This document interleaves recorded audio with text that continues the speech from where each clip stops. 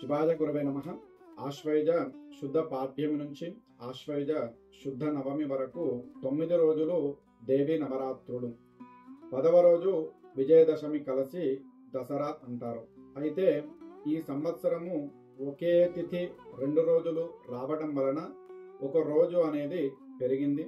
దాని వలన అమ్మవారిని ఇంకొక రోజు ఎక్కువగా పూజించుకునే భాగ్యము మనకు లభించింది. మొత్తంగా దసరాతో కలుపుకొని 11 రోజులు వచ్చాయి. ఇలాంటిదే 2016వ సంవత్సరంలో ఇదే మాదిరిగా వచ్చింది. ఇక విషయంలోకి వెళ్ళినట్లయితే సంవత్సరంలో వసంత శరదృతువులు 2 కూడా ప్రాణులకు రోగకారకమైనవి. ఈ సమయంలో మానవులకు మృత్యువు వెంటాడుతూ ఉంటుంది. మనము గమనించినట్లయితే ఈ కాలంలో రోగాలనేటివి కూడా ఎక్కువగా వస్తూ ఉంటాయి. అలా మృత్యుముఖంలో పడకుండా తప్పించుకోదలచిన వారు ఆ పరమేశ్వరిని సేవించి ఆమె అనుగ్రహాన్ని పొందాలి.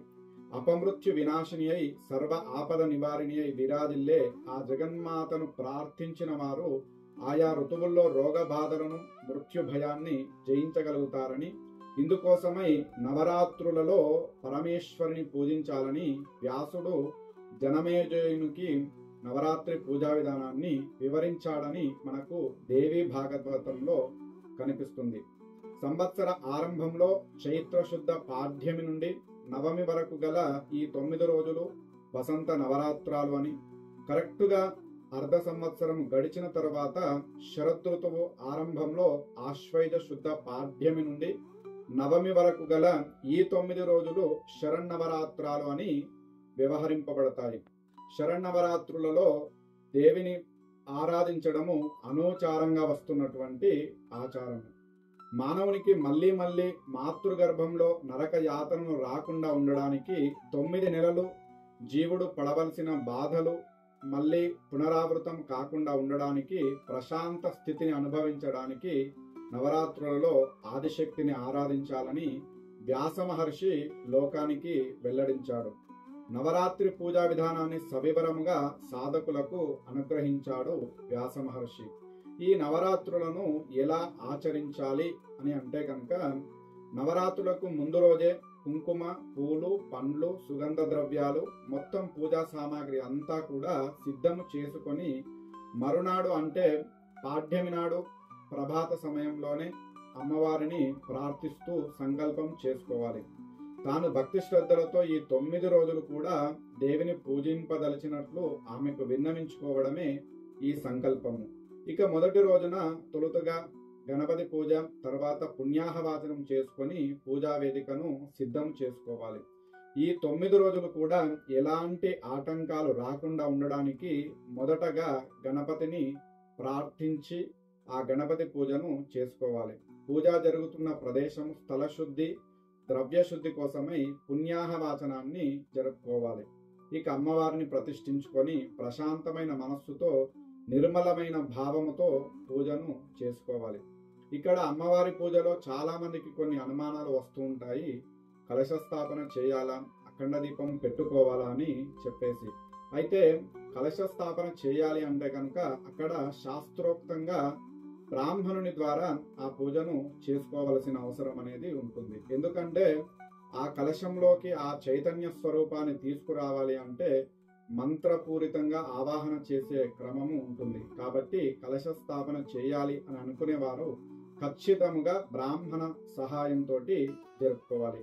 ఇక అఖండ దీపము పెట్టుకోవచ్చు, కానీ మనము ఈ 10 రోజులు కూడా జాగ్రత్తగా చూసుకోగలుగుతాము అని అంటేనే అఖండ దీప స్థాపన చేసుకోవాలి. లేదు అని అంటే మామూలుగా ఉదయకాలంలో పూజ అయ్యేటప్పుడు దీపారాధన, రాత్రి కాలంలో మళ్ళీ పూజ చేసేటప్పుడు దీపారాధన చేసుకున్నటువంటి ఫలితము, చేసుకున్న విశేష ఫలితం అనేది ఉంటుంది.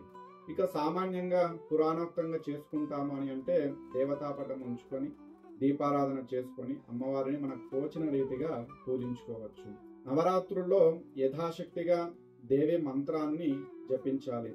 గౌరీ పంచాక్షరి, బాలా షడాక్షరి, నవార్ణ చండిక, పంచదశి, షోడశి మంత్రాలు అనేటటువంటివి అమ్మవారికి సంబంధించినవి.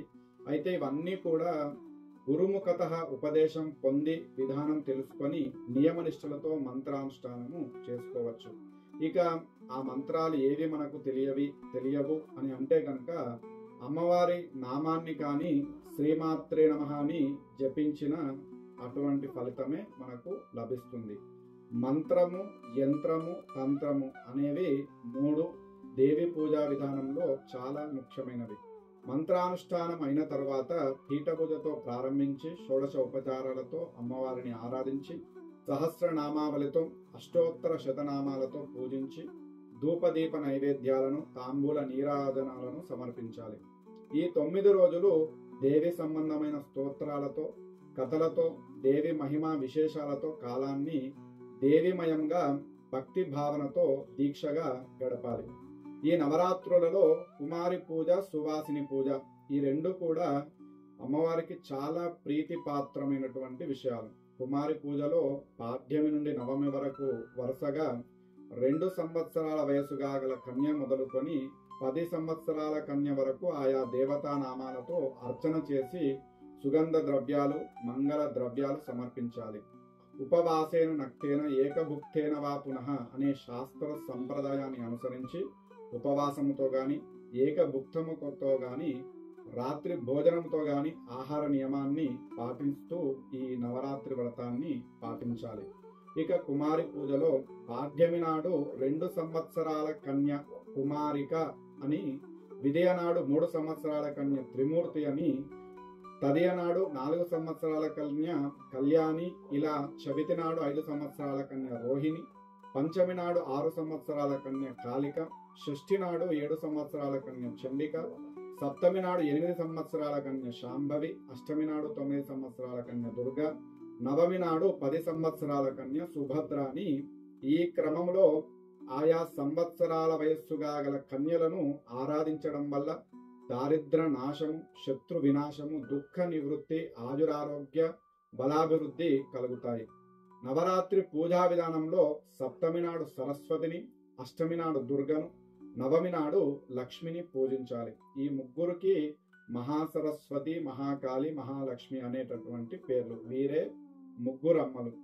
శరన్నవరాత్రుల్లో పరాశక్తిని ఆరాధించి అభీష్ట సిద్ధిని పొందిన వారు ఎందరో ఉన్నారు. రామచంద్రమూర్తి సీతాన్వేషణ ప్రయత్నంలో ఉండగా పుష్యముఖ పర్వతంపై సుగ్రీవునితో స్నేహం కలిసిన తర్వాత దేవిని ఆరాధించి సత్ఫలితము పొందాడు అని మనకు దేవి భాగవతంలో కనిపిస్తుంది. ఇక దుర్భరమైన దారిద్ర్యంతో బాధపడుతున్న ఒక వైశ్యుడు దారిద్ర్య నివారణ ఉపాయం చెప్పవలసిందిగా ఒక విప్రుణ్ణి ప్రార్థించి దేవి నవరాత్రి పూజలను గురించి తెలుసుకొని దేవిని ఆరాధించి సకల సంపదను పొంది దారిద్ర్యం నుండి విముక్తుడయ్యాడు. అజ్ఞాతవాసము ఆరంభించబోతూ పాండవులు విరాట నగరంలో ప్రవేశించే ముందు అమ్మవారిని సేవించి నిర్విఘ్నంగా అజ్ఞాతవాసం నిర్వహించి కృతార్థులయ్యారు. శరన్నవరాత్రుల్లో మానవుడు ఆ పరాశక్తిని ఆరాధించి ఐహిక ఆముష్మిక సుఖ సంపదను పొందవచ్చునని వ్యాస మహర్షి వివరించాడు. ఈ శరన్నవరాత్రులను ఒక వ్రతముగా లేక ఉపాసనగా చేసేవారు తప్పనిసరిగా బ్రహ్మచర్యము, సత్యవ్రతము, భూషయనము, ఏకభుక్త నియమాలను పాటిస్తూ పరదూషణ చేయకుండా మనస్సును పరిశుభ్రంగా ఉంచుకోవాలి. ఈ 9 రోజులు వ్రతము ఆచరించలేని వారు సప్తమి, అష్టమి, నవమి దినాలలో అమ్మవారిని పూజించుకున్న చక్కటి ఫలితం అనేది లభిస్తుంది. శ్రీమాత్రే నమః.